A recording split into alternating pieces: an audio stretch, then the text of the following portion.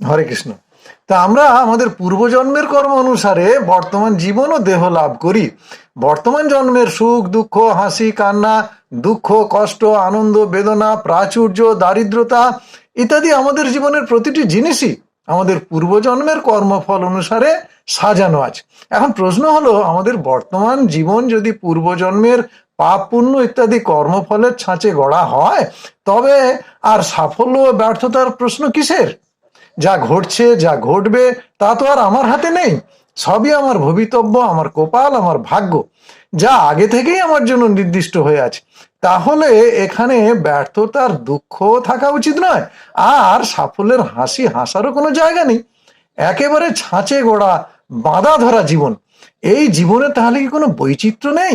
না, মনুষ্য জীবন এরকম নয়, এখানে সবই আছে। সাফল্য ব্যর্থতা, আনন্দ বেদনা, হাসি কান্না, প্রাচুর্য দারিদ্রতা সবই আছে। মানুষের জীবন নানান বৈচিত্র্যে ভরা।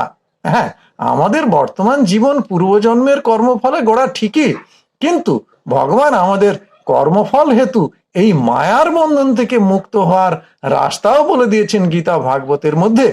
শ্রী ভগবান 84 লক্ষ জীব প্রজাতির মধ্যে কেবলমাত্র মানুষকেই স্বাধীন চিন্তা করার ক্ষমতা দিয়েছেন, অন্য কোনো জীব প্রজাতিকে তিনি তা দেননি। আর এই স্বাধীন চিন্তা করার ক্ষমতার মধ্যেই নিহিত আছে আমাদের সাফল্য ও ব্যর্থতার চাবিকাঠি।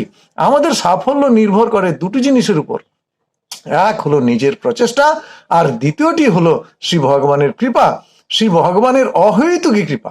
দামবন্ধন লীলা থেকে আমরা এই বিষয়ে শিক্ষা লাভ করতে পারি। মা যশোদা যতবারই বালক কৃষ্ণকে বাঁধার চেষ্টা করেছেন, ততবারই সেই দড়ি 2 আঙুল ছোট পড়ে যাচ্ছিল। তারপর বালক কৃষ্ণ কৃপা করে বন্ধন স্বীকার করেছিলেন।